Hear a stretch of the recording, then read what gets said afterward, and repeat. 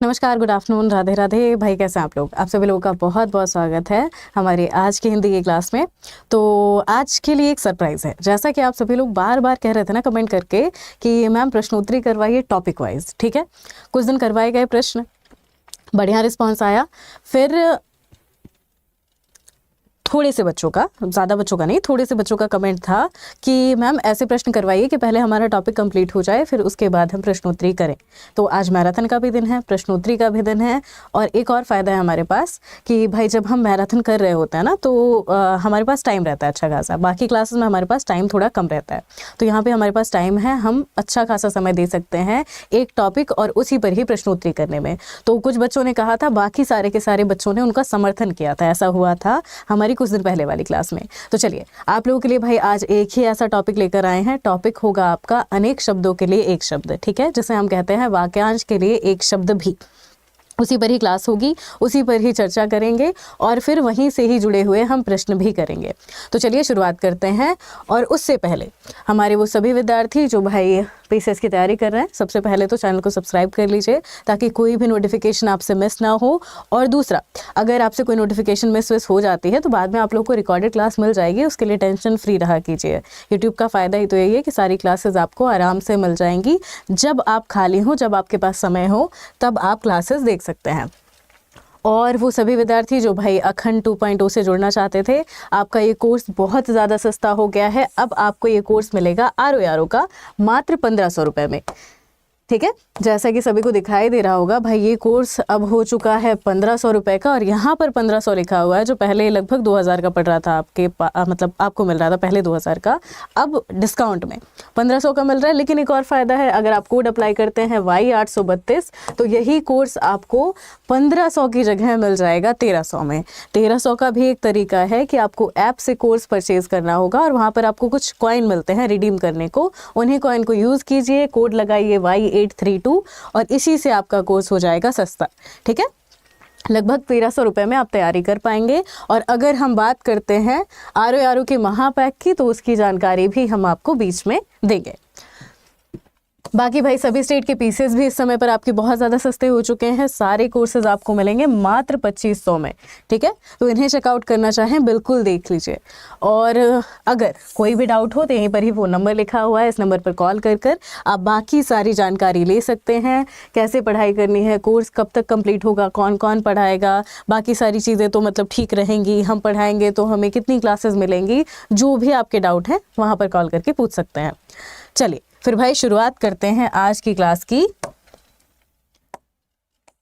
चलें, ठीक है। टॉपिक क्या होने वाला है? हमारा टॉपिक होगा अनेक शब्दों के लिए एक शब्द। आप लोगों को बताया भी था कि भाई अनेक शब्दों के लिए एक शब्द और पर्यायवाची विलोम शब्द। एक दिन में 2-2, 3-3 पर्यायवाची विलोम शब्द अगर आप पढ़ते रहें, अनेक शब्दों के लिए एक शब्द पढ़ते रहें, तो आपको पता नहीं चलेगा कब 30 दिन में आपके पास इतने मोटे नोट्स हो गए। मतलब इतना कहना ज़्यादा है, लेकिन फिर भी सोच कर देखिए ना कि जब आप तैयारी करते हुए चलते हैं तब आपको पता नहीं चलता, लेकिन बाद में आपके पास मटेरियल बहुत ज़्यादा होगा। चलें अब आते हैं टॉपिक पर। सबसे पहले अनेक शब्दों के लिए एक शब्द किसे कहा जाता है, यहीं से शुरुआत करेंगे। और अभी क्लास हुए आपके 5 मिनट हुआ है, आधा घंटा पढ़ाते हैं, फिर कुछ प्रश्न और फिर जैसा लगेगा आप लोगों को वैसे बताइएगा, ठीक है। प्रश्नोत्तरी या पढ़ना चाहते हैं, जैसा बताएंगे वैसा ही किया जाएगा। अनेक शब्दों के लिए एक शब्द किसे कहा जाता है? वाक्यांश को संक्षेप में सामासिक पद का भी रूप दिया जाता है। कुछ ऐसे लाक्षणिक पद या शब्द भी होते हैं जो अपने में पूरे वाक्य या वाक्यांश का अर्थ रखते हैं। कहने का मतलब है, आप लोगों ने व्याकरण का एक छोटा सा टॉपिक सुना होगा, समास। जब हम संधि की बात करते हैं तो संधि दो शब्दों को मिलाता है और उसके वर्ण आपस में मिल जाते हैं। कहने को तो हम सूर्य उदय भी कहते हैं, लेकिन सूर्योदय कहने से क्या होता है, सूर्य उदय अलग अलग कहने की एनर्जी भी खत्म हो जाती है और जो सामने वाला सुन रहा है उसे भी थोड़ा प्रभावी लगेगा। और भाई व्याकरण का एक ऐसा विषय है जो शब्द निर्माण की प्रक्रिया है। समास का भी यही हाल है, समास भी शब्द निर्माण की प्रक्रिया है और समास में भी आपको दिखाई देते हैं शब्द के भाग। तो अगर हम यहाँ की बात करते हैं कि भाई समास क्या है, तो समास में 2 पदों का यानी 2 शब्दों का मेल होता है। और समास में आपको सीधे सीधे दिखाई देगा कि 2 पद नहीं है, 2 या 2 से ज़्यादा पद हो सकते हैं। और समास की परिभाषा होती है कि समास है संक्षिप्त करना, ठीक है। समास का मतलब होता है संक्षिप्त करना यानी छोटा कर देना। तो समास शब्दों का संक्षिप्तीकरण है। अगर आपको ये समझ में आया तो भाई फिर दिक्कत नहीं होगी। ठीक है कि समास में आपको क्या दिखाई देता है, समास में शब्द छोटे कर दिए जाते हैं और यही समास के छोटे किए हुए शब्द आप पढ़ते हैं अनेक शब्दों के लिए एक शब्द में। थोड़ा कठिन लग रहा है? आसान भाषा में कहें तो उदाहरण के लिए हमने कहा कमल नयन। ठीक है, कमल नयन तो कह दिया, लेकिन कमल नयन कहने का अर्थ निकलता है राम। क्यों? क्योंकि कमल नयन का मतलब है कमल जैसे नयन वाला, अर्थात कौन? अर्थात राम। तो अगर बार बार किसी को कहें कि कमल जैसे नयन वाले राम को ये हुआ, कमल जैसे नयन वाले राम की स्त्री को कोई हरण करके लेकर चला गया, तो बात बहुत लंबी हो जाएगी। उसे छोटा कर सकते हैं, प्रभावशाली बना सकते हैं कि भाई राजीव नयन, कमल नयन की पत्नी को कोई हरण करके लेकर चला गया, तो आप ऐसा भी कह सकते हैं। तो जो हम छोटा प्रयोग करते हैं ना, ये इसलिए प्रयोग करते हैं ताकि हमारी एनर्जी बचे, और व्याकरण वाले विषय रखे ही इसलिए जाते हैं ताकि वो आपको भाषा की खासियत बताएं, इसलिए नहीं ताकि आपके एग्जाम में अच्छे नंबर आए और एग्जामिनर आपको कंफ्यूज करे।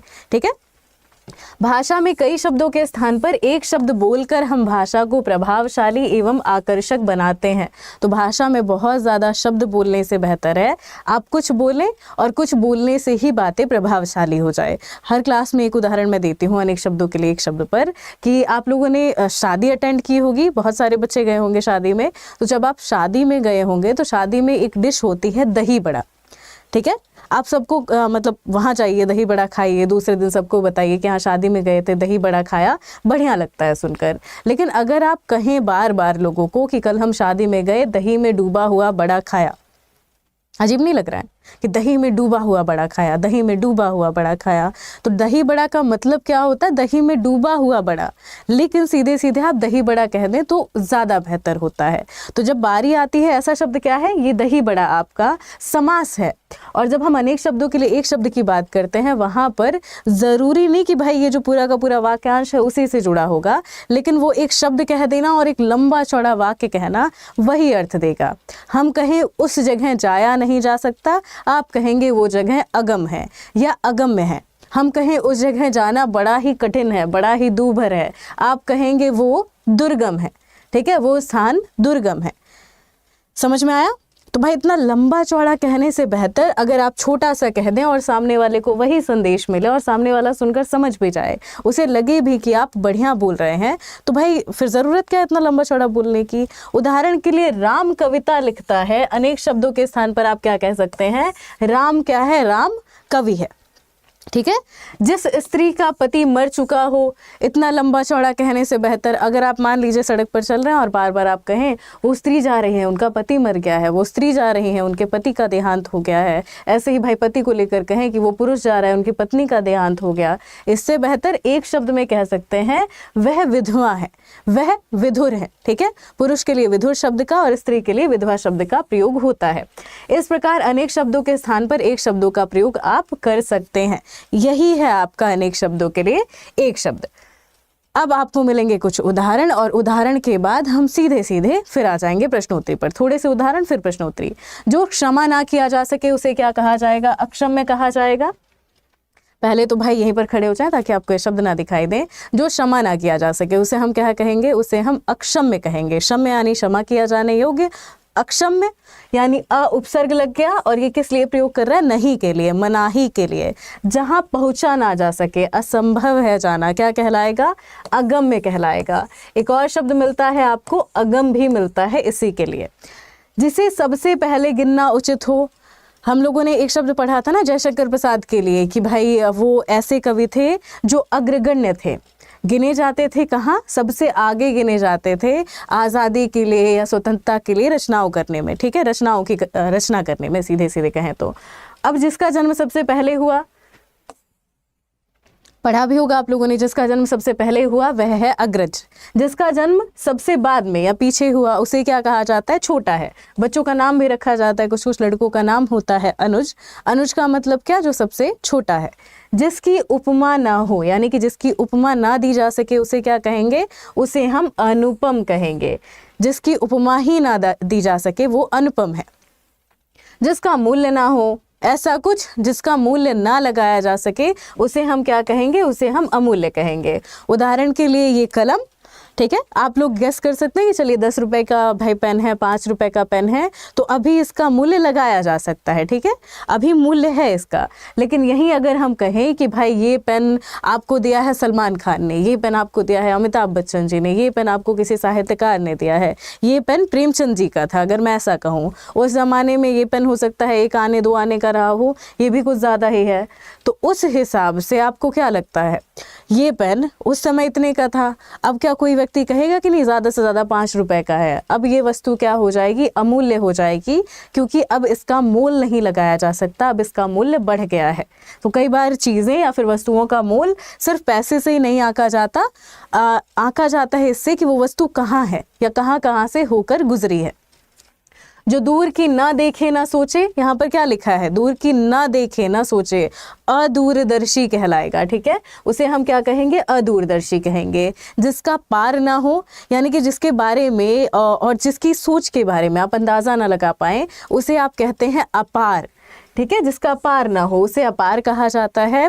जो दिखाई ना दे, ऐसा कुछ जो दिखाई ना दे, उसे हम क्या कहते हैं, अदृश्य कहते हैं। अदृश्य व्यक्ति, अदृश्य हवा, या फिर कहा जाए कि अदृश्य पवन शब्द का प्रयोग किया जाता है ना, तो अदृश्य मतलब जो दिखाई ना दे, जिसके समान कोई अन्य ना हो, वो किसे कहा जाएगा,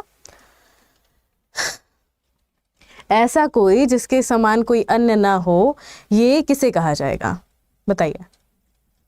जिसके समान कोई अन्य ना हो, अनन्य कहा जाएगा या नहीं, अनन्य है। अरे एकदम सही रहा भाई, अनन्य यानी इसके समान कोई दूसरा नहीं। आगे हम बात करते हैं जिसके समान कोई दूसरा ना हो। अच्छा, ये दोनों शब्द भाई बहुत अलग अलग है, ठीक है, इंपॉर्टेंट है। एक शब्द है जिसके समान कोई अन्य ना हो, मैं कहूँ मेरे जैसा कोई दूसरा नहीं है, यानी अद्वितीय शब्द आएगा। द्वितीय यानी दूसरा, अद्वितीय यानी कोई दूसरा नहीं है। आपके जैसा कोई है ही नहीं, आपके जैसा कोई अन्य नहीं है, तो आप अनन्य कहेंगे।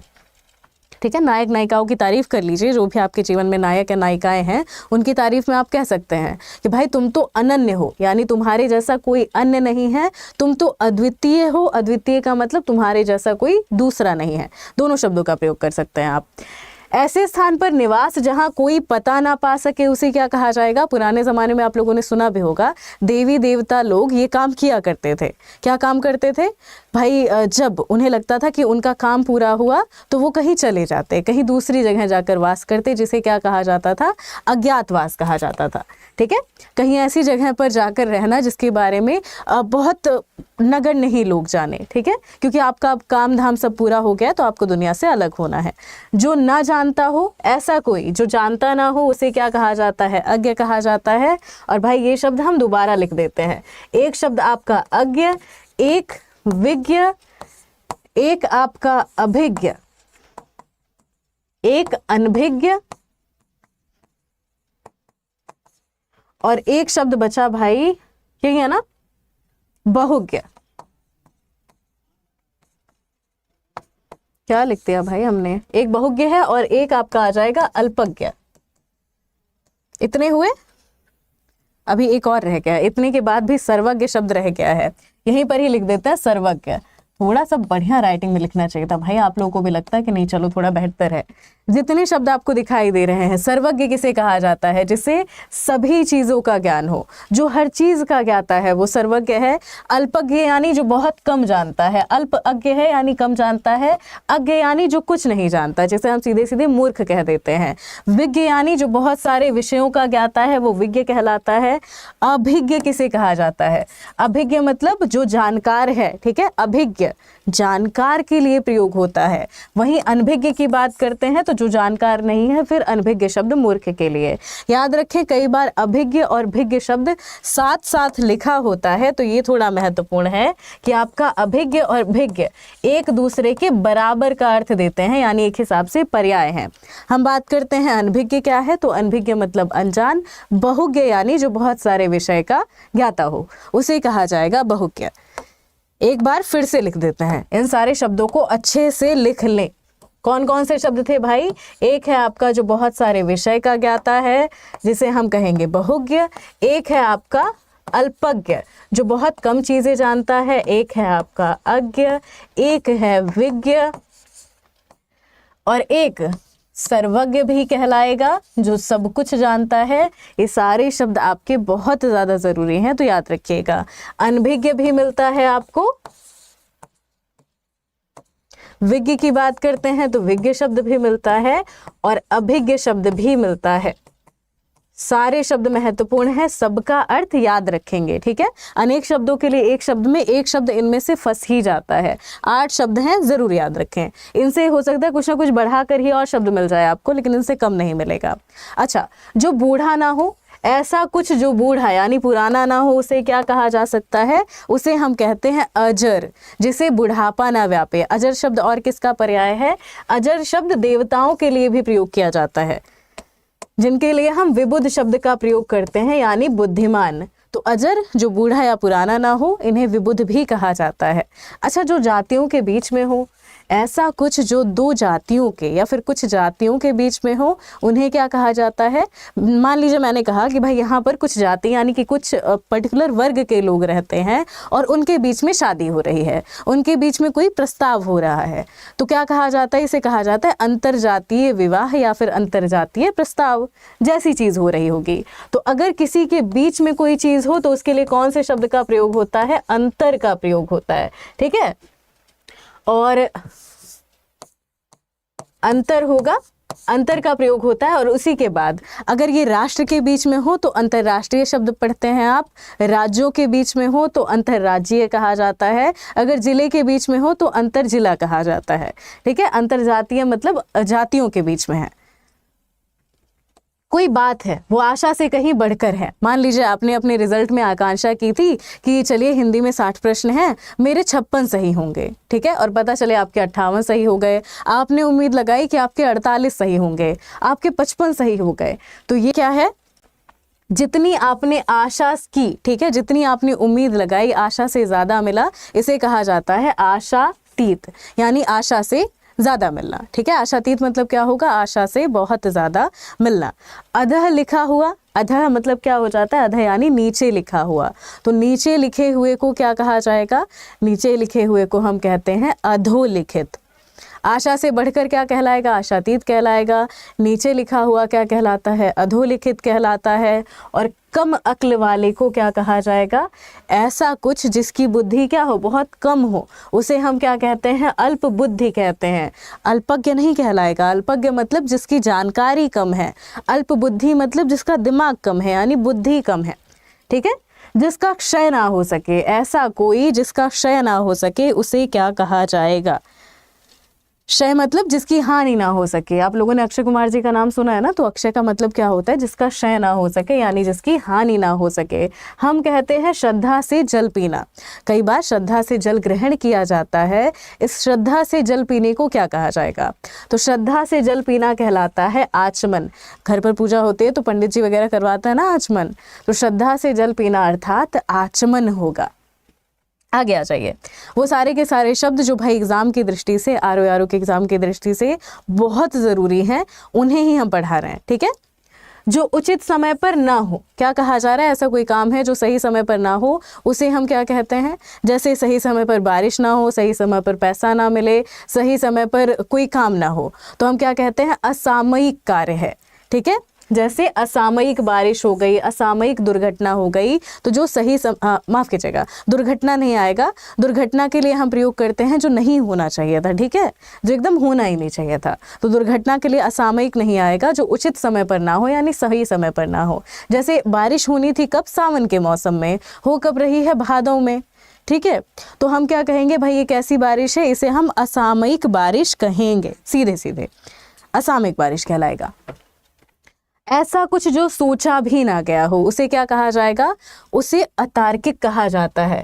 ऐसा कुछ जिसे सोचा भी ना गया हो वो है अतार्किक, जिसका उल्लंघन करना उचित ना हो। ऐसा कुछ जिसका उल्लंघन नहीं किया जा सके, जैसे मम्मी पापा की बात, या फिर हम कह देते हैं कि भाई अब मम्मी पापा की बात तो ठीक है, ऐसा कुछ जो सीधे सीधे तय कर दिया गया है संविधान द्वारा, कानून द्वारा, तो उसे हम क्या कहते हैं? कि भाई उसका उल्लंघन करना, ठीक है।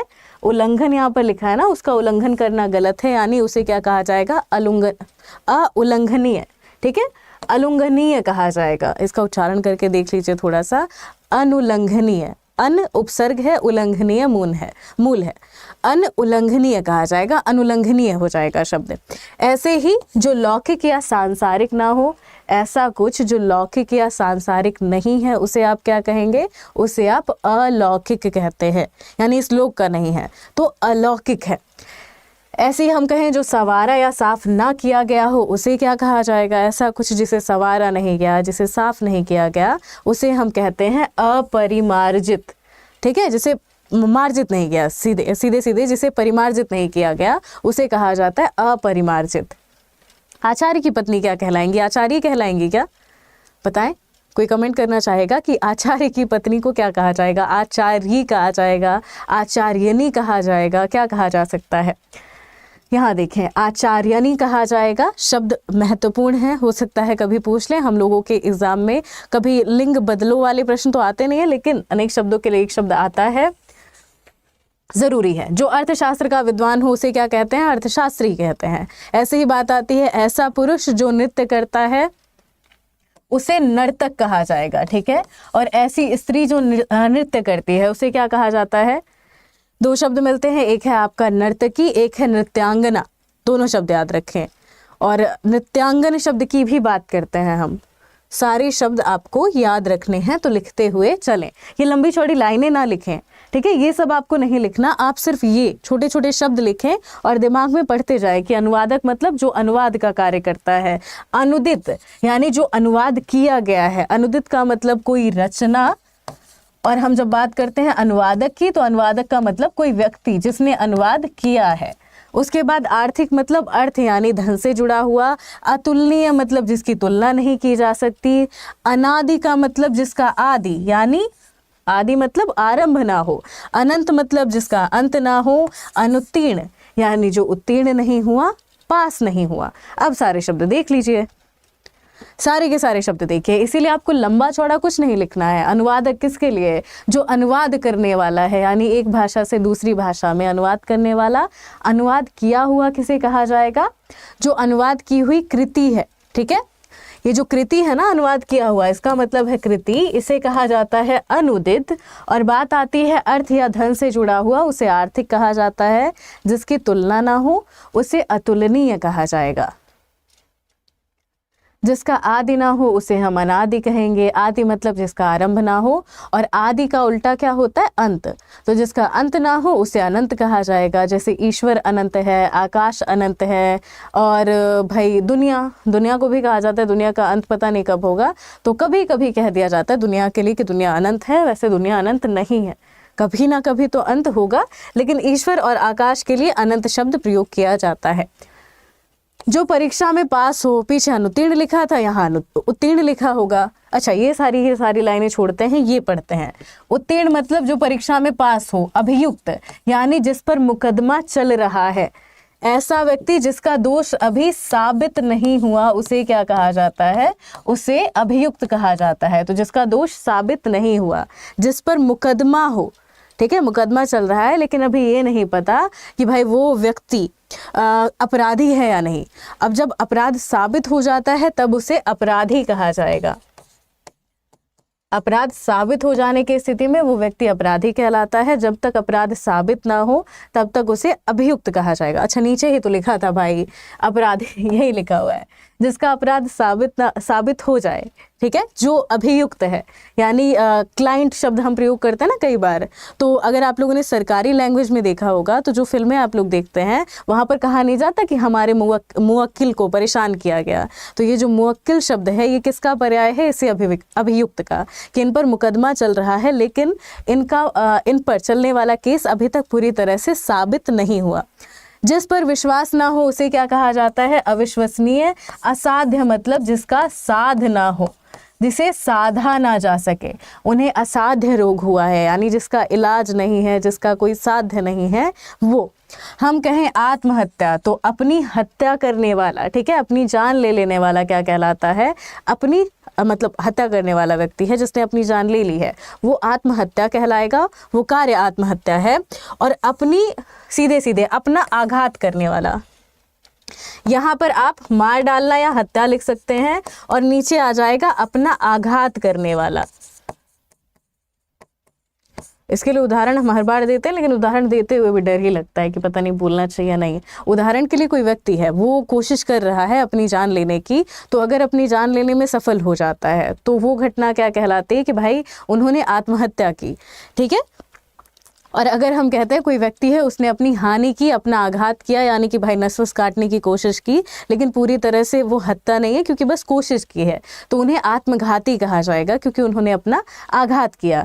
वही सेम अंतर है जो आपको अभियुक्त और अपराधी में दिखाई देता है।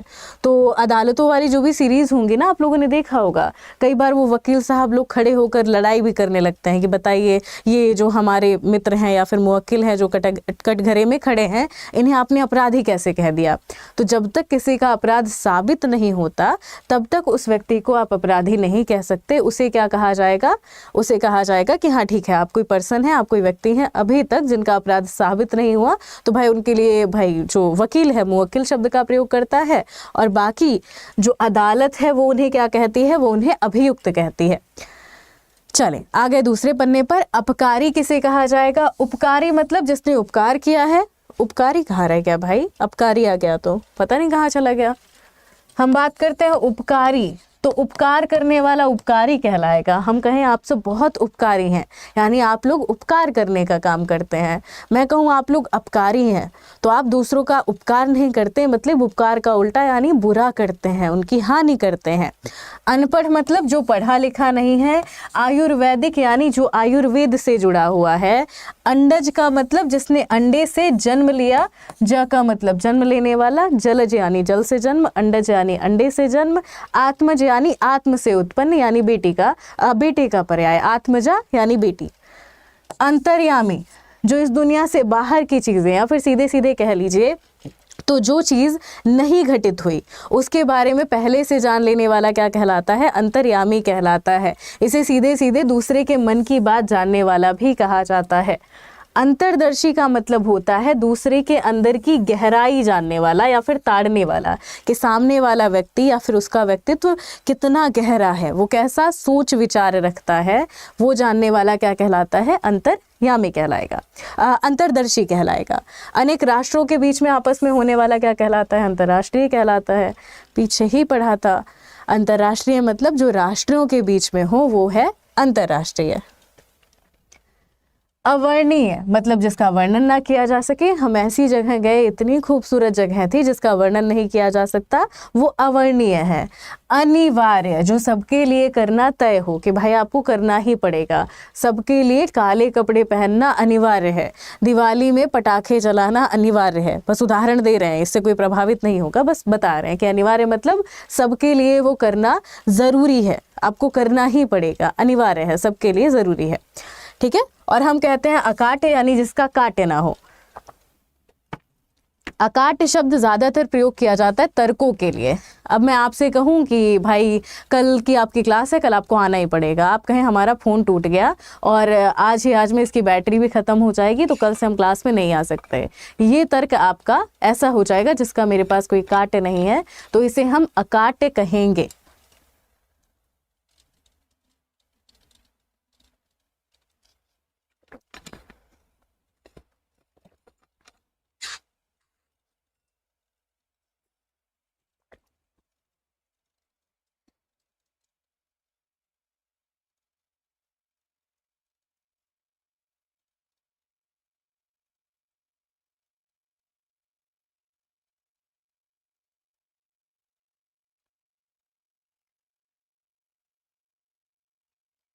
आगे देखिए, लिखा हुआ है अनुकरणीय। अनुकरणीय का मतलब जिसका नकल किया जा सके, ऐसी चीज़ या ऐसा व्यक्ति जिसको जो आपको लगे कि अनुकरण करने योग्य है, उसे हम कहते हैं अनुकरणीय।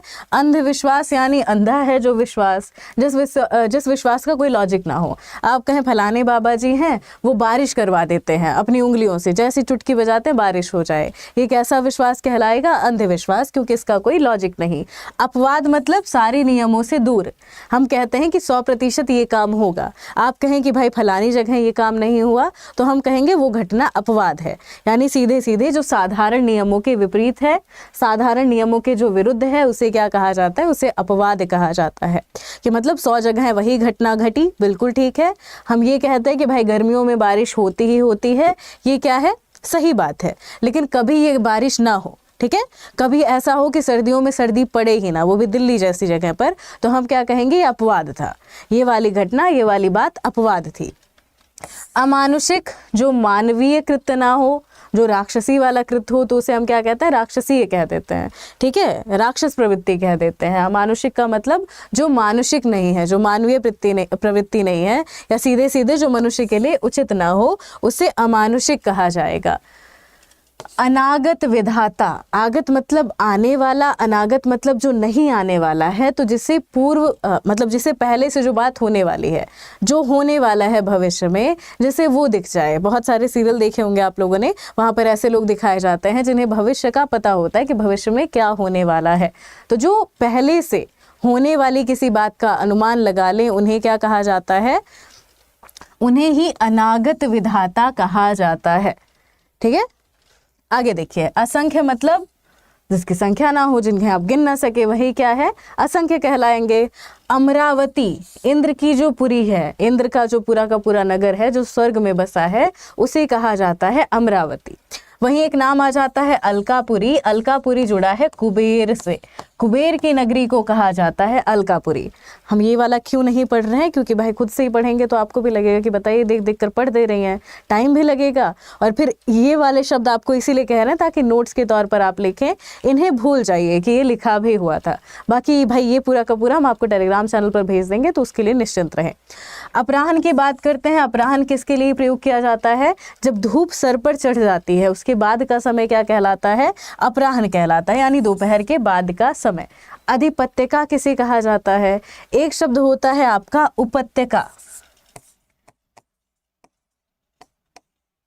एक शब्द है आपका उपत्यका, एक है अधिपत्यका। जब उपत्यका की बात आती है, 2 शब्द आप लोगों ने सुने होंगे। एक शब्द है आपका निकट दृष्टि दोष, यानी जिसकी दूर की आंखें खराब हो, जिसका दूर का दिखाई ना देता हो सही से, उसे कहेंगे आप कि भाई आपको क्या है, निकट दृष्टि दोष है। और जिस व्यक्ति को नजदीक का ना दिखाई देता हो, उसे आप कहेंगे कि भाई तुम्हें दूर दृष्टि दोष है, ठीक है। एक शब्द है आपका निकट दृष्टि दोष, एक है दूर, और दोनों उल्टे के लिए प्रयोग किया जाता है। वही हाल है अधिपत्यका और उपत्यका का। उपत्यका शब्द प्रयोग किया जाता है किसी पहाड़ की तलहटी, यानी नीचे जो समतल भूमि होती है, जहाँ थोड़ी खेती वेती की जाती है, उसे उपत्यका कहा जाता है। उसे ऊपर होता है, लेकिन ये नीचे के लिए प्रयोग हो रहा है। अधिपत्यका मतलब पहाड़ के ऊपर जो समतल थोड़ी सी भूमि होती है, जहाँ खेती वगैरह की जाती है। आप जब पहाड़ी इलाकों में जाएंगे तो देखेंगे पहाड़ दिखाई देता है, पहाड़ के साथ साथ ऐसी ऐसी छोटी सी आकृतियां होती हैं जहाँ पर थोड़ी थोड़ी खेती की जाती है, क्योंकि वो भूमि थोड़ी समतल होती है। इसे सीधे सीधे क्या कहा जाता है, पर्वत के ऊपर की समभूमि, यानी समतल भूमि।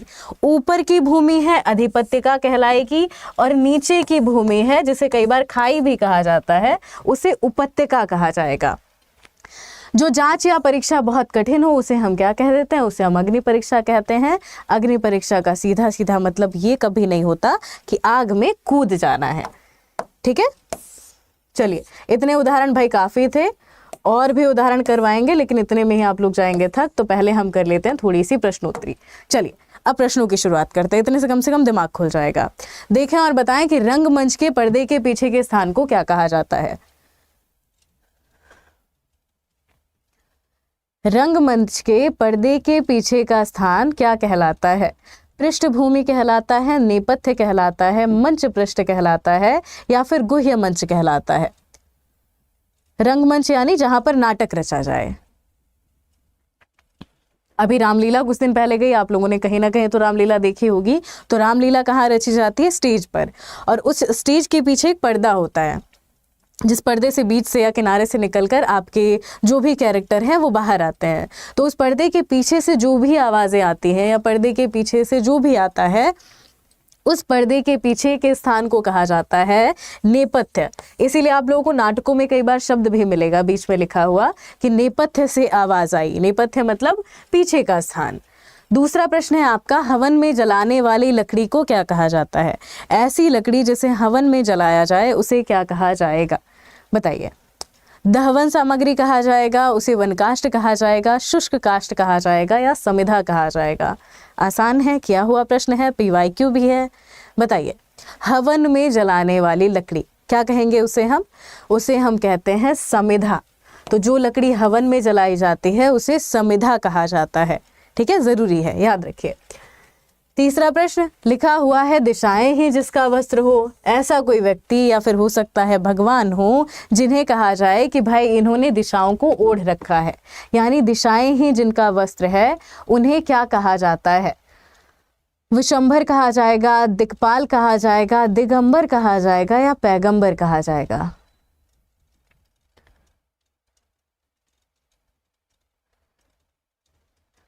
क्या कहा जाएगा? दिशाएं ही जिनका वस्त्र हो। विशंभर कहेंगे, दिक्पाल कहेंगे, दिगंबर कहेंगे या पैगंबर कहेंगे? तो दिशाएं ही जिनका वस्त्र हो उन्हें कहा जाता है दिगंबर। ये शब्द बना किससे है? ये शब्द बना है दिक धन अंबर से। ठीक है, दिक धन अंबर से बना हुआ है शब्द आपका दिगंबर। इसे सही सही लिखें तो आप क्या लिखेंगे? अंबर लिखेंगे। क्या लिख दिया भाई हमने भी ऊपर? दिक धन अंबर दिगंबर कहलाएगा। अंबर मतलब आकाश यानी आसमान, और अंबर शब्द कपड़े के लिए भी प्रयोग किया जाता है। तो दिशाएं ही जिसका वस्त्र है यानी दिगंबर। जिसका जन्म कन्या के गर्भ से यानी लड़की के गर्भ से हुआ हो उसे कन्या पुत्र कहा जाएगा, कानीन, अवैध या फिर कुमारी सुत कहा जाएगा। याद रखें, समास में तो बहुत सारे ऐसे शब्द हैं जो सीधे सीधे मिलकर ही बने हैं, लेकिन अगर हम बात करते हैं अनेक शब्दों के लिए एक शब्द, तो वो शब्द ही ऐसा है जो पूरे पूरे वाक्यांश का अर्थ देता है। तो कई बार वो शब्द उस वाक्यांश से नहीं जुड़ा होता। जैसे कि अगर दिमाग जा रहा है कुमारी सुत, तो नहीं भाई, लड़की के गर्भ से या कन्या के गर्भ से उत्पन्न पुत्र है उसे कुमारी सुत नहीं कहा जाएगा, ये तो सीधा सीधा हुआ। उसे एक शब्द में कुछ कहा जाता है, वो है आपका कानीन। ठीक है, कानीन कहा जाता है। अवैध भी नहीं कहा जाएगा। अवैध का मतलब होता है जो वैध ना हो। पेट की अग्नि के लिए कौन से शब्द का प्रयोग होता है? शुद्ध शब्द चुनना है। हमारे ख्याल से तो बड़ा कठिन शब्द है। बताइए, पेट की अग्नि के लिए कौन से शब्द का प्रयोग होगा? दावाग्नि का, बड़वाग्नि का, जठराग्नि का या फिर मंदाग्नि का? पेट की अग्नि के लिए कौन से शब्द का प्रयोग किया जाएगा? दावाग्नि, बड़वाग्नि, जठराग्नि या फिर मंदाग्नि? पेट की अग्नि को कहा जाता है जठराग्नि। ठीक है, जो जठर शब्द लिखा है, जठर किसका पर्याय होता है? जठर मतलब होता है पेट, तो जठराग्नि शब्द प्रयोग किया जाता है जठर धन अग्नि के लिए। अग्नि यानी आग, और इसी से ही आपका एक और शब्द बनता है जठरानल। यहाँ पर जठर और अनल आपके मूल हैं। अनल मतलब भी होता है आग। दावाग्नि किसके लिए प्रयोग किया जाता है? दावाग्नि जंगल की आग के लिए प्रयोग किया जाता है। बड़व शब्द समुद्र के लिए प्रयोग किया जाता है। मंदाग्नि यानी मंद मतलब धीमा, तो जो धीमी धीमी आग है उसे मंदाग्नि कहा जाता है। अगला प्रश्न, जिस पुरुष की पत्नी साथ नहीं है, ऐसा कोई जिसकी पत्नी साथ नहीं है, यानी जिस पुरुष की पत्नी साथ नहीं है, उन्हें क्या कहा जाएगा? उन्हें अपत्नीक कहा जाएगा, वियोगी कहा जाएगा, विधुर कहा जाएगा या फिर विपत्नीक कहा जाएगा? जिनकी पत्नी साथ नहीं है, अपत्नीक है। वियोगी मतलब जो योगी हो गया, वियोगी मतलब जो दूर हो चुका है। ठीक है, वियोग से वियोगी बना यानी दूर हो गया है, वियोगी है। विधुर मतलब जिस पति की पत्नी की मृत्यु हो गई है, भाई विपत्नीक होगा। विधुर मतलब मृत्यु हो गई है पत्नी की। यहाँ पे मतलब है जिस पुरुष की पत्नी साथ नहीं है, हो सकता है साथ छोड़कर चली गई हो सकता है तलाक हो गया हो सकता है मार्केट गई हो, तो भाई उन्हें विपत्नीक कहा जाएगा। मृत्यु नहीं हुई है, मृत्यु की स्थिति में ही आप लोग विधवा या विदुर शब्द का प्रयोग करते हैं। जिस पेड़ के पत्ते झड़ गए हों उन्हें क्या कहा जाता है? ऐसा कोई वृक्ष जिसके पत्ते झड़ गए हों उसे क्या कहा जाएगा? प्रपर्ण कहा जाएगा, अपर्णा कहा जाएगा, पत्रहीन कहा जाएगा या फिर अपत्य कहा जाएगा? जिस पेड़ के पत्ते झड़ गए हों उन्हें क्या कहा जाएगा? प्रपर्ण, अपर्णा, पत्रहीन या फिर अपत्य? बहुत ज़रूरी है, अपत्य कहा जाता है। ऐसा पेड़ जिसके पत्ते झड़ गए हैं उन्हें कहा जाता है अपत्य है। ठीक है, अपत्य ज़रूरी है। अगला प्रश्न है आपका, तैरने की इच्छा को क्या कहा जाता है? लिखा हुआ है तैरने की इच्छा, तो तैरने की इच्छा को इनमें से क्या कहते हैं? तरणेच्छा कहा जाता है, तितीर्षा कहा जाता है, संतरणेच्छा कहा जाता है, या फिर जलावतरणेच्छा कहा जाता है। जो तैरने की इच्छा है उसके लिए इनमें से कौन से शब्द का प्रयोग होता है? तरणेच्छा, तितीर्षा, संतरणेच्छा या फिर जलावतरणेच्छा, क्या कहा जाएगा? जल से अवतरण होना? नहीं भाई, तितीर्षा कहलाता है और उस व्यक्ति को कहा जाता है तितीर्षु। ठीक है, जिसके अंदर ये इच्छा होती है तैरने वाली, उन्हें कहा जाता है तितीर्षु। तो याद रखिएगा कि तितीर्षु मतलब तैरने का इच्छुक, मुमुक्षु मतलब मोक्ष का इच्छुक। और अगर हम बात करते हैं शुश्रूषा, ठीक है, सेवा भावना वाला, शुश्रूषा तालु वाले श से जो शुरू होता है, शुश्रूषा प्रयोग किया जाता है सेवा भावना के लिए। शुश्रूषु सेवा भावना वाला व्यक्ति। 9वां प्रश्न, जो स्त्री सूर्य भी ना देख सके उसे क्या कहा जाएगा? ऐसी कोई स्त्री जो सूर्य भी ना देख सके उसे क्या कहेंगे? असूर्य दर्शना कहा जाएगा, असूर्य दृष्टा कहा जाएगा, असूर्यम पर्शा कहा जाएगा, या फिर असूर्य पर्शा कहा जाएगा?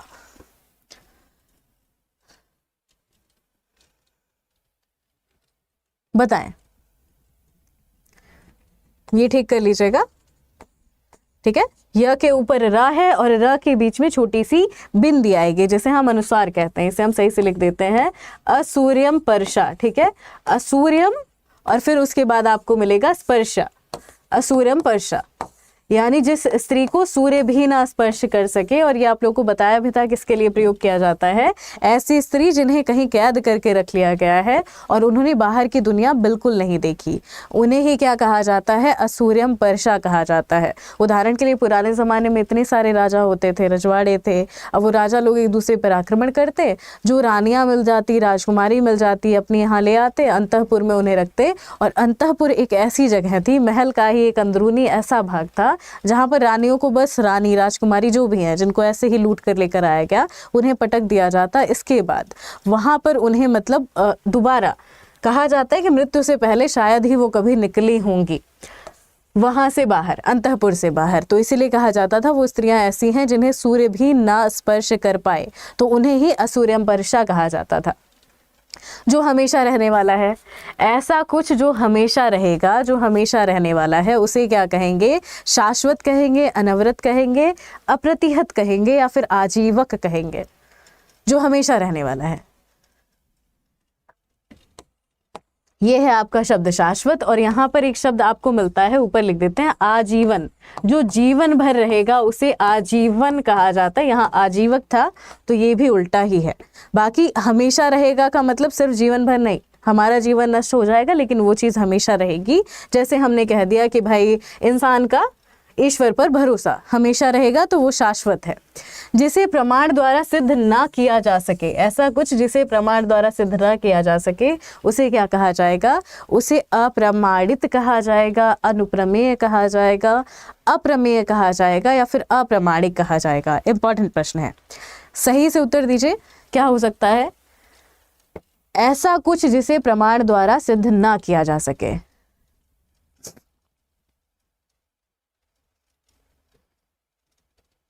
क्या कहा जाएगा उसे?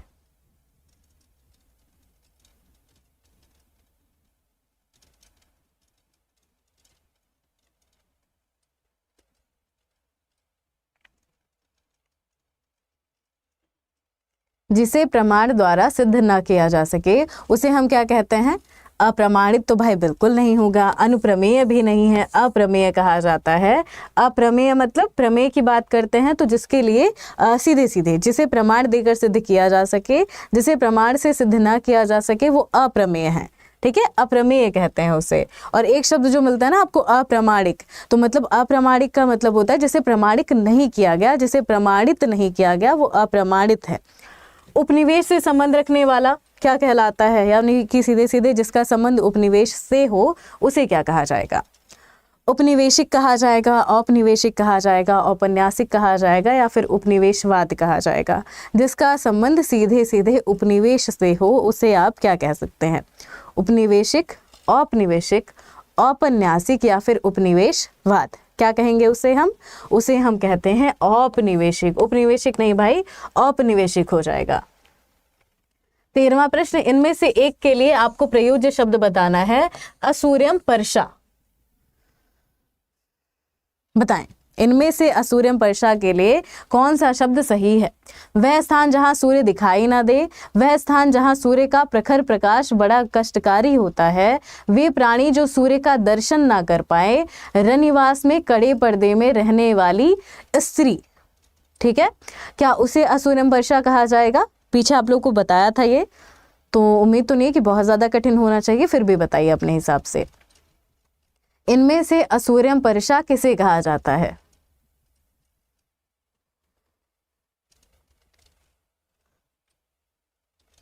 वह स्थान जहां से सूर्य ना दिखाई दे। पहली चीज देखते जाइए क्या क्या लिखा है, स्थान को क्या कहा जाता है?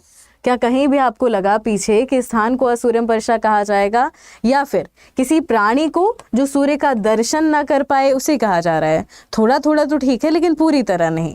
रनिवास के कड़े पर्दे में रहने वाली स्त्री जिन्हें सूर्य देखने भर की भी आज़ादी ना हो, या फिर जो ऐसे कड़े पर्दे में रहें, ऐसा मतलब एकदम पर्टिकुलर नहीं है कि भाई उन्होंने जिंदगी में कभी सूर्य नहीं देखा।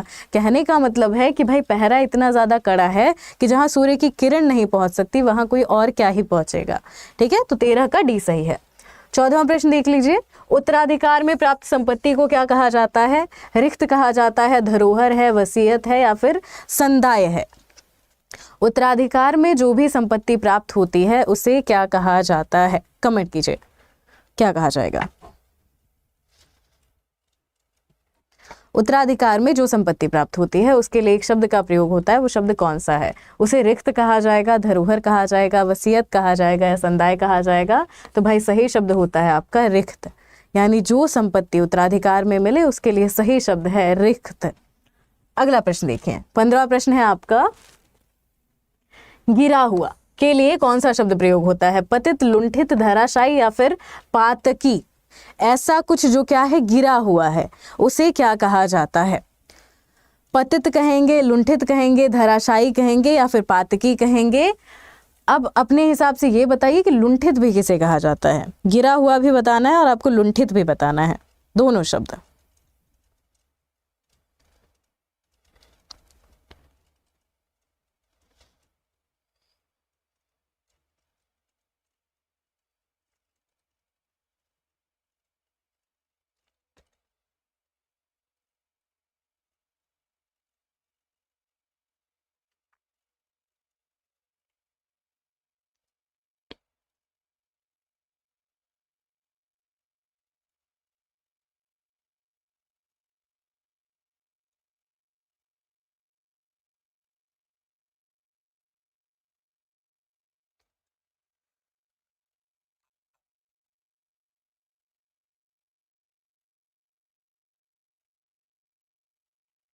चलें, ठीक है, मिल गया सही उत्तर कि भाई जब बात आती है गिरा हुआ की, तो गिरा हुआ कहा जाता है पतित। ठीक है, ये जो पतित व्यक्ति है ये प्रयोग किया जाता है, कई बार कहते हैं ना कि तुम बड़े गिरे व्यक्ति हो, गिरे हुए व्यक्ति के लिए पतित शब्द का प्रयोग होता है। लुंठित मतलब क्या होता है? लुंठित मतलब लुढ़का हुआ, और सीधे सीधे कहें तो ये शब्द आप कहाँ पढ़ते हैं? ये आप पढ़ते हैं व्यंजनों में। व्यंजन का एक प्रकार मिलता है आपको लुंठित व्यंजन, सुना हुआ आप लोगों ने। और किसे कहा जाता है भाई लुंठित? ज्यादातर जब हम लुंठित का नाम पढ़ते हैं तो लुंठित र है, लुंठित ल है, ट है, किसे कहा जाएगा लुंठित? निम्नलिखित वाक्यों में से आपको बताना है कि कौन सा वाक्य स्वयं सेवक के लिए प्रयोग होता है। स्वयं सेवक इनमें से किसे कहा जाता है? बताइए। सबकी सेवा करने वाले को क्या स्वयं सेवक कहा जाएगा? स्वयं की सेवा करने वाले को स्वयं सेवक कहेंगे क्या? अपनी इच्छा से दूसरे की सेवा करने वाला क्या स्वयं सेवक कहलाएगा? या फिर बिना वेतन के काम करने वाले को स्वयं सेवक कहा जाएगा? ये स्वयं सेवक शब्द किसके लिए प्रयोग होता है? सबकी सेवा करने वाला, अपनी सेवा करने वाला, अपनी इच्छा से दूसरों की सेवा करने वाला, या फिर बिना वेतन के काम करने वाला सेवक। तो स्वयं सेवक का मतलब क्या है? जो अपनी इच्छा से दूसरों की सेवा करता है, वही है आपका स्वयं सेवक। अगला प्रश्न देखें, सायंकाल गायों के चरकर लौटने का समय। ये तो रट गया होगा जहां तक मुझे उम्मीद है, क्योंकि भाई इसी शब्द से आप लोग हम लोगों को शाम वाली क्लास में संबोधित करते हैं रोज रोज, और इसी बात पर भाई सबको शुभ गोधूली भी। ठीक है। तो स्याह काल गायों के चरकर लौटने का समय क्या कहलाता है? संध्या, गोधुली, गोधूम या फिर गोकाल। तो गोधुली कहा जाता है। ये लगभग 20 मिनट का है, 17 मिनट का समय होता है। इसमें कहा जाता है कि 5 बजे से लेकर वो 5:17 और 5:20 तक यही टाइम होता है जब गाय गाँव में जब गाय चरकर वापस लौटती हैं घर की तरफ। तो भाई सारी की सारी गाय आ रही है तो उनके पैरों से धूल उठती है। यही धूल उठने के कारण उन्हें कहा जाता है या फिर इस समय को कहा जाता है गोधुली। चक्र धारण करने वाला, इनमें से चक्र धारण करने वाला किसके लिए प्रयोग होता है? चक्रश के लिए, चक्रधर के लिए, चक्रेशु के लिए या फिर चक्रक के लिए? चक्र धारण करने वाला किसे कहा जाएगा? जिसने चक्र धारण किया है वो कौन है? चक्रधर कहेंगे उन्हें। चक्र को धारण करने वाला अर्थात चक्रधर, अर्थात कौन? तो भगवान विष्णु के लिए। जो कहा ना जा सके उसे क्या कहा जाएगा? अकथ है, अकहानीय है, अगोचर है या अनंत है। पीछे आप लोगों ने ऐसे शब्द पढ़े भी थे। अनंत मतलब जिसका अंत ना हो, अगोचर मतलब जिसे इंद्रियों द्वारा महसूस ना किया जा सके। यहाँ अकहानीय लिखा है जो तो सही से होता ही नहीं है। एक शब्द होता है आपका अकथनीय, ठीक है, यहाँ पर वो लिखा नहीं है तो यहाँ पर बिल्कुल ए सही होगा। अकथ मतलब जो कहा ना जा सके, अकथनीय भी उसी के लिए प्रयोग होता है। तो अकथनीय नहीं था तो आप अकथ पर जा सकते थे। जो देखा ना जा सके, ऐसा कुछ जो देखा ना जा सके उसे हम क्या कहेंगे? अमूर्त कहेंगे। अमूर्त मतलब जो मूर्त नहीं है, यानी जिसे आप सीधे सीधे महसूस नहीं कर सकते, जो आपके हाथों में नहीं है, जिसे आप देख नहीं पा रहे हैं। जैसे जो आपके बैंक अकाउंट में पड़े पैसे हैं उसे आप बैलेंस के रूप में चेक तो कर सकते हैं लेकिन वो रुपया आप महसूस नहीं कर सकते, तो वो अमूर्त है। अदृश्य मतलब जो दिखाई ना दे। निराकार मतलब जिसका आकार ना हो। निरंजन किसके लिए प्रयोग किया जा सकता है? निरंजन तो बहुत सारे लोगों का नाम भी होता है। अब यहाँ पर जो देखा ना जा सके वो क्या है? अदृश्य कहेंगे उसे। जो कभी ना मरता हो उसे क्या कहा जाएगा? ऐसा कुछ जो कभी ना मरता हो उसे क्या कहेंगे? अवध्य कहेंगे, अगम कहेंगे, अमर कहेंगे या फिर अघोरी कहा जाएगा?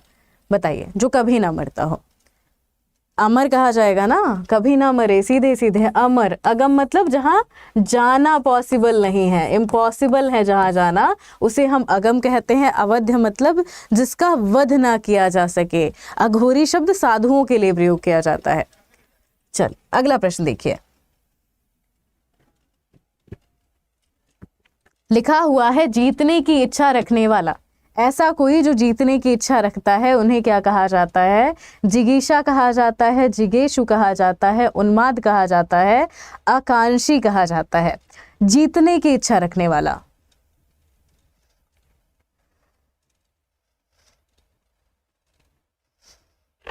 जीतने की इच्छा रखने वाला। पीछे आप लोगों ने एक शब्द पढ़ा था तितीर्षु। तितीर्षु किसके लिए? तैरने की इच्छा रखने वाला। और तितीर्षा प्रयोग किया जाता है तैरने की इच्छा के लिए। यहाँ पर तीनों शब्द देखें, तीनों इसलिए क्योंकि उन्माद तो वैसे ही पता होगा भाई, उन्माद सीधे सीधे खुशी का भी थोड़ा सा बड़ा वाला रूप है। उन्माद कह लें, हास कह लें, खुशी कह लें, बहुत ज़्यादा बढ़िया महसूस हो रहा है आपको तो आप उन्माद वाली स्थिति में है। लेकिन ये जीतने की इच्छा नहीं है। जीतने की इच्छा रखने वाला की जब बात आ रही है तो यहाँ पर व्यक्ति प्रधान है। वाला किसे कहेंगे? जिगेशु को। जिगेशा मतलब जीतने की इच्छा, आकांक्षी मतलब सिर्फ आकांक्षा रखने वाला। जिसका आकार हो उसे क्या कहा जाएगा? ऐसा कुछ जिसका आकार हो उसे हम क्या कहेंगे? सीधे सीधे अर्कारी कहेंगे, साकार कहेंगे, साकारी कहेंगे या फिर अर्कारीय कहेंगे। ऐसा कोई जिसका आकार हो उसे क्या कहा जाता है? उसे आकार कहा जाता है। एक शब्द है आपका निराकार।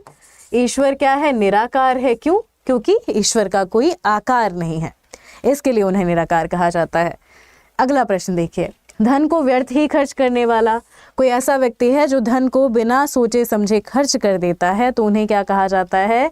व्ययी कहा जाता है, धनिक कहा जाता है, मितव्ययी कहा जाता है या फिर अपव्ययी कहा जाता है।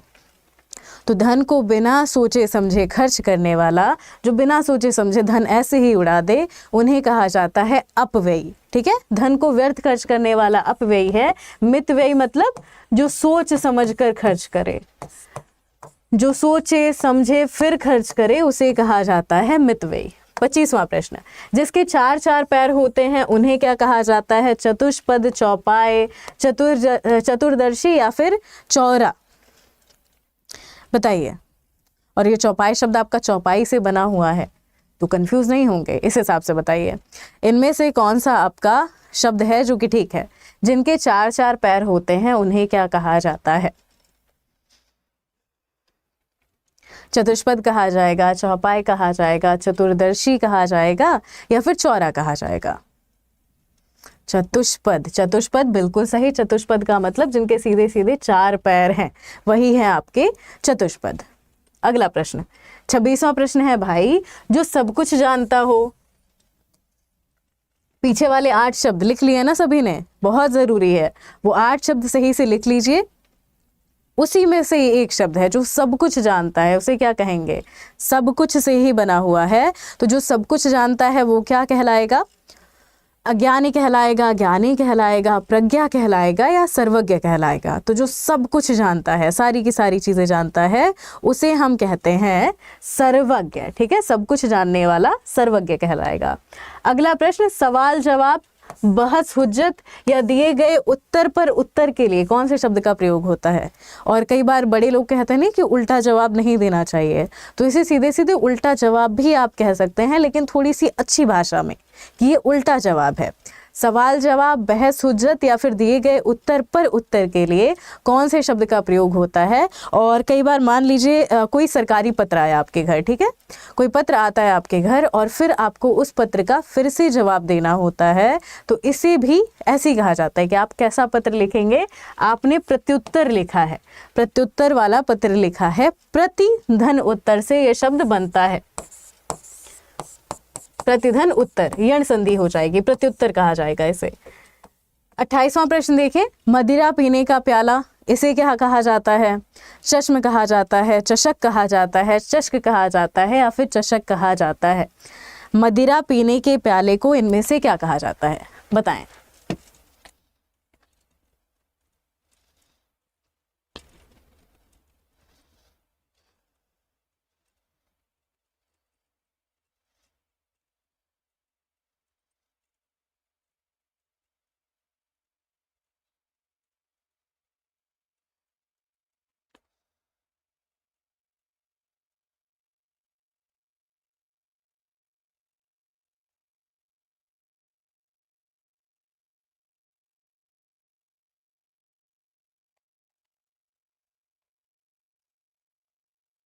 बताइए। मदिरा पीने का प्याला है, पहली चीज तो भाई चषक कहा है, चषक कहा है, लेकिन समस्या ये हो जाती है कि कहीं दंते वाला सा तो था ही नहीं कि एक भी ऑप्शन को हम इग्नोर कर पाते। और एक तो ये भी है कि तालु वाले श में और मूर्धा वाले श के उच्चारण में धीरे धीरे एकदम इतनी सिमिलैरिटीज आ गई हैं कि पता नहीं चलता कि कौन सा श मूर्धा वाला होगा उच्चारण में और कौन सा श आपका तालु वाला है। तो चषक यहाँ पर आपका मूर्धा वाला श इंपॉर्टेंट है। जो स्त्री के वशीभूत है उसके लिए एक शब्द का प्रयोग होता है, जो स्त्री के वशीभूत हो उसे भी यही कहा जाता है। कुछ पुरुषों में स्त्रियों वाले गुण आ जाते हैं, उन्हें भी यही कहा जाता है। ठीक है, जो स्त्री के वशीभूत है, जिन पुरुषों में स्त्री का गुण है, उन्हें क्या कहा जाता है? स्त्री प्रेमी कहा जाता है? ऐसा तो नहीं है। स्त्रैण कहा जाता है क्या? स्त्रियोचित कहा जाता है? त्रियावशी कहा जाता है? तो उन्हें क्या कहा जाता है? उन्हें स्त्रैण कहा जाता है, जो सीधे सीधे स्त्री के वशीभूत है। मरणासन अवस्था वाला, ऐसा कोई जो बिल्कुल मरने की अवस्था पर है, यानी कि मृत्युशैया पर है, उन्हें आप क्या कहेंगे? मैमर्त्य कहेंगे, मुमुर्मुषु कहेंगे, मृतगामी कहेंगे, या फिर निर्विकार कहेंगे? तो ऐसा कोई जो बिल्कुल मृत्युशैया पर हो, यानी एकदम मरने की अवस्था पर है, उन्हें मुमुर्मुषु कहा जाता है। ठीक है, ऐसे एक शब्द बनता है आपका मुमुर्मुषा। मुमुर्मुषा की बात आती है तो इसका मतलब होता है इच्छा, और कैसी इच्छा? फिर वही मृत्यु की इच्छा को ही कहा जाता है मुमुर्मुषा। शब्द इंपॉर्टेंट है आपके। फिर वही मुमुर्मुषा किसे, तितीर्षा किसे कहा जाता है? तितीर्षु कौन है, मुमुर्मुषु कौन है? और ऐसे ही आपका मोक्ष का प्राप्ति मुमुक्षु शब्द भी आएगा, और मृत्यु का आकांक्षी भी। तैराक या पार होने का इच्छुक, एकदम अभी अभी तो रिपीट किया था, चलें फिर से अपने हिसाब से बता दीजिए। मेरे हिसाब से तैराक होने चाहिए कि भाई तैरने या पार होने का इच्छुक क्या कहलाएगा? तैराक पर टिक लगाओ। जिसके अंदर तैरने की इच्छा है, ठीक है, चाहे वो नदी है चाहे समुद्र है, जिसके अंदर तैरने की इच्छा है उन्हें क्या कहा जाता है? तैराक कहा जाता है। तितीर्षु, तारक या फिर तारणक, क्या हो जाएगा? पीछे बता रहे थे भाई, तितीर्षु होगा, तैराक नहीं। तैराक मतलब जो तैरता है, जरूरी नहीं उसके अंदर इच्छा हो। कुछ व्यक्ति भाई पढ़ाने का काम करते हैं, लेकिन जरूरी नहीं कि भाई अध्यापक हैं, सिर्फ पढ़ाने का काम कर रहा है तो अध्यापक है, लेकिन जरूरी नहीं फिर पढ़ाने की इच्छा भी हो। पढ़ाने की इच्छा अलग है, पढ़ाने का कार्य करना अलग है। ऐसे ही तैरने की इच्छा अलग है और तैरने का काम करना अलग है। कोई व्यक्ति है जो बड़ा हो चुका है, किसी कंपनी में मालिक है, काम करता है, लेकिन उसके अंदर तैरने की इच्छा है, लेकिन वो तैरता नहीं है। वो तैरने का इच्छुक यानी तितीर्षु हो सकता है। कोई तैराक है जो तैरता तो है, लेकिन उसे तैरना कुछ खास पसंद नहीं है, तो उसे तितीर्षु नहीं कहा जाएगा। जिसे अपनी जगह से अलग कर दिया गया हो, उसके लिए एक शब्द बताना है आपको। ऐसा कोई या फिर ऐसा कुछ जिसे उसकी जगह से अलग कर दिया गया हो, क्या कहा जाएगा उसे? विस्थापित कहा जाएगा, अवस्थापित कहा जाएगा, संस्थापित कहा जाएगा या फिर संस्थाजित कहा जाएगा। जिसे अपनी जगह से अलग कर दिया गया हो, क्या कहेंगे उसे? जिसे अपनी जगह से अलग कर दिया गया हो उसे कहा जाता है विस्थापित। कई बार लोगों का भी विस्थापन होता है ना, ये विस्थापित उसी शब्द से निकला है। बुरे उद्देश्य से की गई मंत्रणा के लिए आपको एक शब्द बताना है। जब भी बुरे उद्देश्य से कुछ बुरा काम किया जाता है, यानी कि उस मंत्रणा को क्या कहा जाएगा? उसे दुरतिक्रम कहा जाएगा, दुरधिगम कहा जाएगा, दुरभिसंधि कहा जाएगा, दुरभियोजन कहा जाएगा। बुरे उद्देश्य से जो भी मंत्रणा की जाती है उसके लिए कौन से शब्द का प्रयोग होगा इनमें से? दुरतिक्रम, दुरधिगम, दुरभिसंधि या फिर दुरभियोजन, तो उसे कहा जाता है दुरभिसंधि। ठीक है, सीरियल में जो भी ये चालें चली जाती हैं उनका सीधा सीधा बढ़िया वाला रूप पढ़ेंगे ना तो उसे दुरभिसंधि कहा जाता है। सीरियल की चाल यही दुरभिसंधि है। 34वां प्रश्न आपका, वह कन्या जिसके साथ विवाह का वचन दिया गया है उसे क्या कहा जाता है? वाग्दत्ता कहा जाता है, वागदान कहा जाता है, वाग्बद्ध कहा जाता है या फिर वाग्विदग्ध कहा जाता है। वह कन्या जिसके साथ विवाह का वचन दिया गया है, बताइए।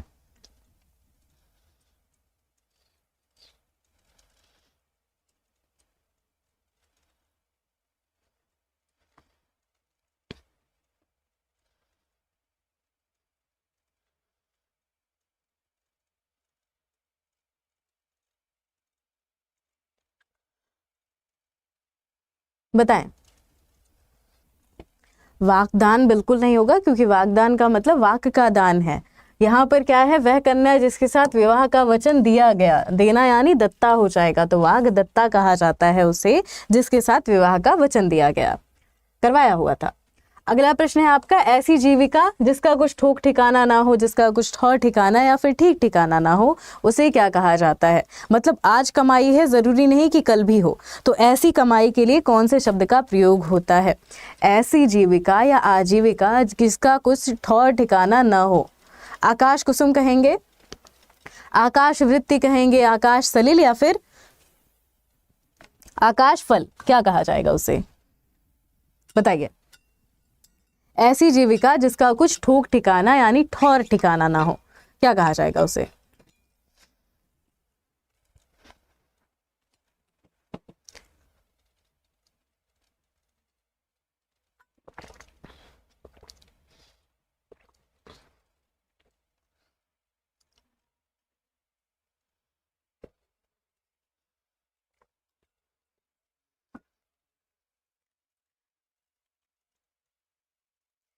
ऐसी जीविका या ऐसी आजीविका जिसका कुछ ठौर ठिकाना ना हो उसे कहा जाता है आकाश कुसुम।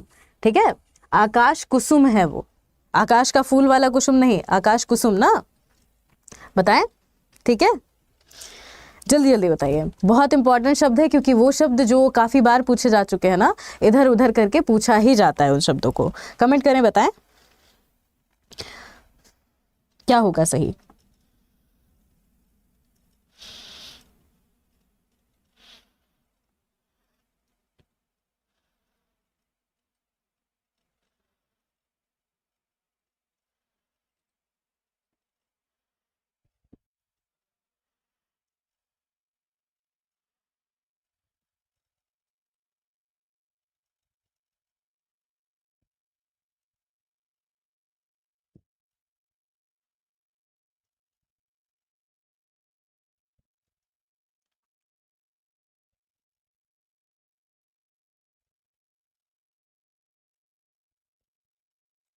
चलिए, ठीक है।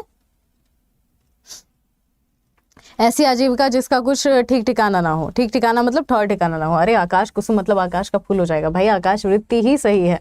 वृत्ति शब्द प्रयोग भी होता है ना, इसी के लिए धन वन के लिए प्रयोग किया जाता है। अच्छा, एक शब्द और है, काफी दिन से ये बताने का मन था लेकिन दिमाग से निकल जा रहा था। एक शब्द होता है आपका तदर्थ जीविका, इसे याद रखिएगा।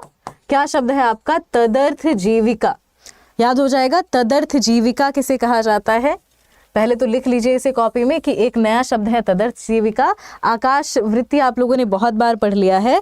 तदर्थ जीविका शब्द प्रयोग किया जाता है ऐसी जीविका, यानी ऐसा कमाना जो आकस्मिक है।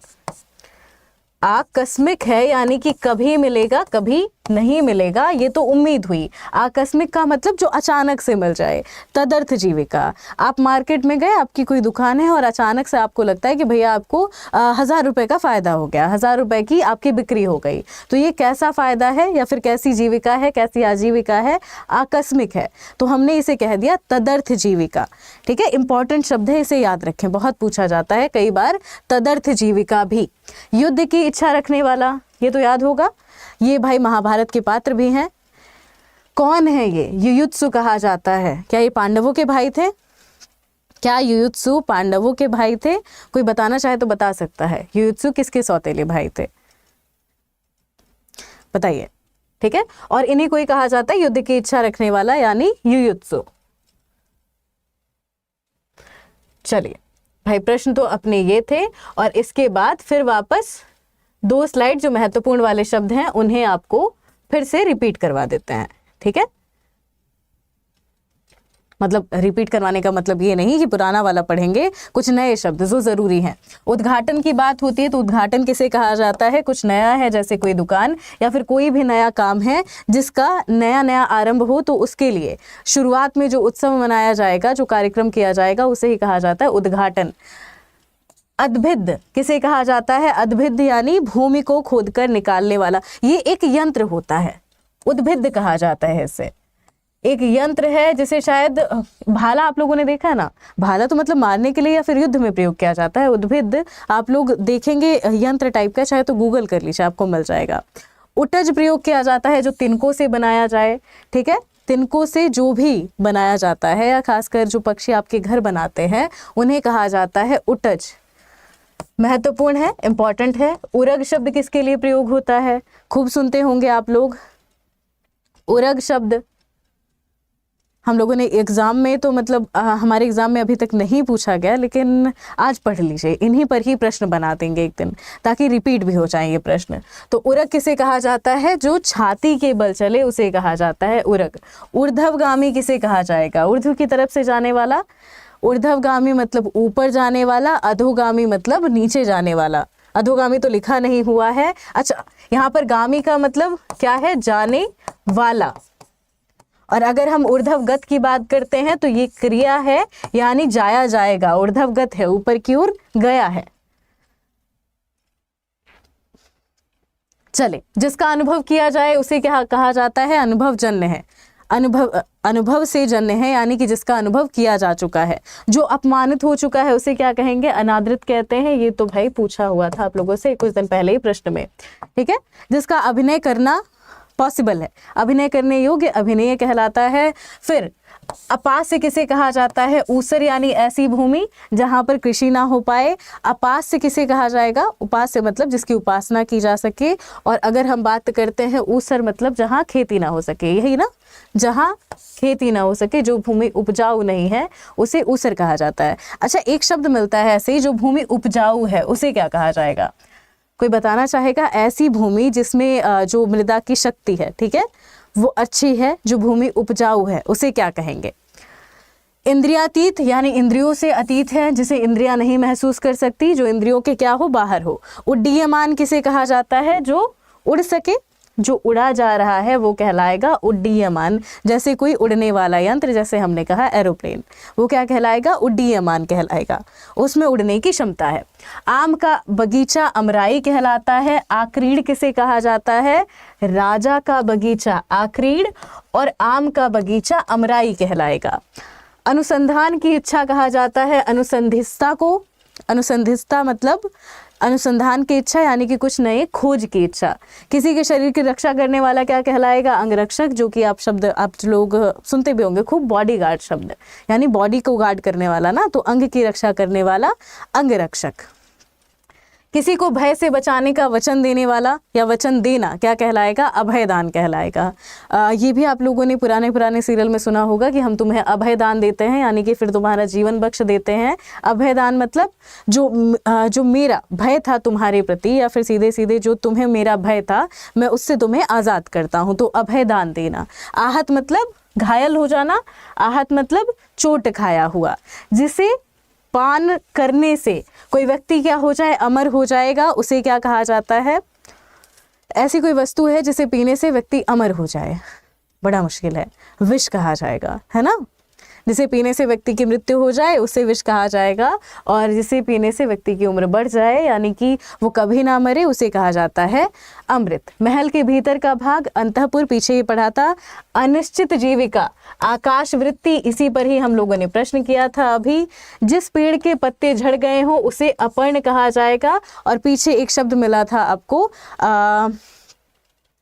दिमाग से निकल रहा है, अपर शब्द था, ऐसे कुछ शब्द था, वो भी सही है, अपर्ण भी सही होता है, वो भी ठीक था। आगे लिखा हुआ है, उच्च वर्ग के पुरुष के साथ निम्न वर्ग की स्त्री का विवाह क्या कहलाता है? अनुलोम विवाह कहलाता है। जिसका पति आया हुआ है उसे आग पतिका कहा जाता है। जिसका पति आने वाला है उसे आगामित पतिका कहा जाता है, आगामित पतिका हो जाएगा। बच्चे को पहले पहल अन्न खिलाना अन्नप्राशन कहलाता है। इसके लिए एक प्रोग्राम भी बनाया जाता है कई जगह पर, कई धर्मों में, या कई लोगों के घर में ऐसा होता है कि भाई जब बच्चे को पहला खाना खिलाया गया तो उस समय एक छोटा सा फंक्शन भी रचा जाता है, उसे भी अन्नप्राशन कहा जाता है। आवेग मतलब बहुत तेजी से होने वाला, ठीक है। उत्कंठा सहित मन का वेग, आवेग। आसेक किसे कहा जाएगा? वृक्षों को जल से थोड़ा सा सींचना क्या कहलाता है? ये कहलाता है आसेक। अनुमानित, जिसका अनुमान किया। उसके बाद जिसका दूसरा कोई उपाय ना हो उसे अन्योन्पाय कहा जाएगा, यानी दूसरा कोई उपाय नहीं है, अन्य उन्य उपाय हो जाएगा। जिसका अनुभव किया गया है, अनुभूत है। उद्दांडपात, आदंडपात किसे कहा जाएगा? जो जन्म लेते ही मृत्यु को प्राप्त हो जाए वो है आदंडपात। जो शोक करने के योग्य है उसे कहा जाता है अशोच, ठीक है। जिस पर शोक किया जा सके, जिसको लेकर शोक किया जा सके। बंधक रखा हुआ अधिकृत कहलाता है। आपद धर्म किसे कहा जाता है? विपत्ति के समय विधान करने का धर्म, यानी कि कोई मुसीबत आई है उस समय आप कोई भी कार्य कर रहे हैं, कोई विधान वाला कार्य कर रहे हैं, उसे आपद धर्म कहा जाता है। तुलना वाला, तुलना द्वारा प्राप्त। अपेक्षित, हमें किसी चीज़ की अपेक्षा थी, ठीक है, तो जो हमें अपेक्षा से मिला है, हमारी उम्मीद से मिला, उसे अपेक्षित कहा जाता है। और जो आपको दर्पण में जड़ी हुई अंगूठी, जिसे स्त्रियां अंगूठे में पहनती हैं, अब भाई ये हमने यहाँ पर सुना तो है लेकिन कभी देखा नहीं। आरसी, वो सुना होगा ना कि हाथ कंगन को आरसी क्या और पढ़े लिखे को फारसी क्या, ये आरसी शब्द वही वाला है। भारत का उत्तरी भाग क्या कहलाता था? पहले आर्यवर्त कहलाता था। घर के सामने का मंच आलिंद कहलाता है। मंत्र द्वारा देवता को बुलाना आह्वान कहलाएगा, ठीक है। आह्वान, आह्वान शब्द का भी प्रयोग होता है इसके लिए। आगे देखें, शाप दिया हुआ कहलाता है अभिशप्त। इंद्रपुरी की वैश्या के लिए अमरांगना शब्द का प्रयोग होता है। पानी भरने वाला अंबुवाह कहलाएगा, और लोहे का काम करने वाला लोहार कहलाता है। ऐसे ही मटका बनाने वाला या मिट्टी का काम करने वाला क्या कहलाएगा? आपका ये शब्द अंत वाला सेम रह जाता है, कुम्हार, यानी कुंभ बनाने का काम करने वाला। ऐसे ही लकड़ी से कुछ काम करने वाला क्या कहलाएगा? बताएं। असंबंध विषय का, ठीक है, यानी कि जो विषय जुड़े ना हो उसके लिए कौन से शब्द का प्रयोग होता है? तो अविवक्षित प्रयोग होता है। 8 पद वाला कहलाता है अष्टपदी, जिसके 8 पैर हैं। 4 पद वाला चतुष्पदी कहलाता है, चतुष्पद भी कहलाता है। धूप से बचने का छाता आतपत्र कहलाएगा। धूप से बचने का छाता है आतपत्र कहलाएगा। वैसे हम छाता ही आजकल प्रयोग करते हैं, आतपत्र प्रयोग होना एकदम बंद हो चुका है, लगभग बंद हो चुका है। प्रेम उत्पन्न करने वाला क्या कहलाता है? अनुरंजक कहलाता है। जल से परिपूर्ण है उसे अनूप कहा जाएगा। अंतःसलिला महत्वपूर्ण है, अन्ना महत्वपूर्ण है, अपसव्य, अप्रतिरूप और अप्सरा किसे कहा जाता है? जो स्वर्ग की नर्तकी हैं उनके लिए अप्सरा का प्रयोग होता है। होठों पर चढ़ी पान की लाली को कहा जाता है अधरज, और ये अधर शब्द अगर हम बात करते हैं अधर की तो अधर होठ के लिए प्रयोग होता है, अधरज है जो लाली है उनके लिए। वह व्यक्ति जिसे एक के ऊपर दांत हो, ठीक है, अधिक दंती। कुछ व्यक्ति होते हैं ना जिनके ऊपर वाले दांत थोड़े बाहर निकले होते हैं, उनके लिए अधिक दंती का प्रयोग होता है। अधेर, ये जो अधेड़ शब्द बना, अधेर किसके लिए प्रयोग किया जाता है? वह स्त्री जिसकी उम्र ज्यादा हो गई है। हित न चाहने वाला अनहितु कहलाएगा, अनुभव प्राप्त अनुभवी कहलाता है, महत्वपूर्ण है। इतना तो शब्द देख लीजिए, बहुत बहुत ज्यादा जरूरी है। अब आते हैं अंतिम स्लाइड पर। अति सूक्ष्म परिणाम, ऐसा परिणाम जो बहुत ज्यादा छोटा है उसे कहा जाता है अणिमा। पीछे शब्द मिला था आपको, व्यर्थ का रोना धोना, व्यर्थ का प्रलाप करना कहलाता है अतिकथा। उसके बाद मर्यादा का उल्लंघन किया हुआ कहलाता है अतिकृत। कोई है जो मर्यादा का उल्लंघन करता है उसे हम क्या कहते हैं? अतिकृत कहते हैं। जिसका ज्ञान इंद्रियों को ना हो उसे अतेंद्रिय कहा जाता है। जो ऊंचा ना हो अतुंग कहलाएगा। शीघ्रता का अभाव अत्वरा कहलाता है। और आज के दिन से पहले का काल कहलाता है अनातन भूत, अदनातन भूत। ठीक है, तो ये शब्द देख लीजिए। एक स्लाइड और आपकी बची होगी, इसी स्लाइड पर आपको छोड़ते हैं। ये वाली स्लाइड पढ़ लीजिएगा, प्रश्नोत्तरी अब पहले पढ़ लें, फिर इसके बाद जब प्रश्न करेंगे तब आपको लगेगा कि नहीं ठीक है, काम चलाऊ है चीज़ें, इन्हें पढ़ा जा सकता है, समझा जा सकता है और फिर इसके बाद इन पर प्रैक्टिस की जा सकती है। ठीक है, तो अगर ये काम करेंगे फिर उसके बाद पढ़ना बहुत ज़्यादा इजी हो जाएगा, आसान हो जाएगा। तो ये पढ़ लीजिए, फिर इसके बाद प्रश्नोत्तरी कीजिए। और टॉपिक वाइज पहले तो सारी की सारी प्रश्नोत्तरी कर लेते हैं, फिर उसके बाद जो टाइम बचेगा हमारे पास उसमें हम अपना पूरा का पूरा समय लगाएंगे अच्छे से एक एक टॉपिक पर प्रश्नोत्तरी करने में। अभी पहले टॉपिक पढ़ें फिर प्रश्नोत्तरी करेंगे, पहले तो कुछ दिन ऐसे चलने दीजिए, सारे हमारे टॉपिक खत्म हो जाएंगे, फिर उसके बाद हम वापस आएंगे पुराने वाले ढर्रे पर। लेकिन अब टॉपिक बाय टॉपिक प्रश्नोत्तरी, जब तक एग्जाम नहीं आ जाता तब। एग्जाम पास आने वाला होगा तो फिर से PYQ शुरू कर लिया जाएगा।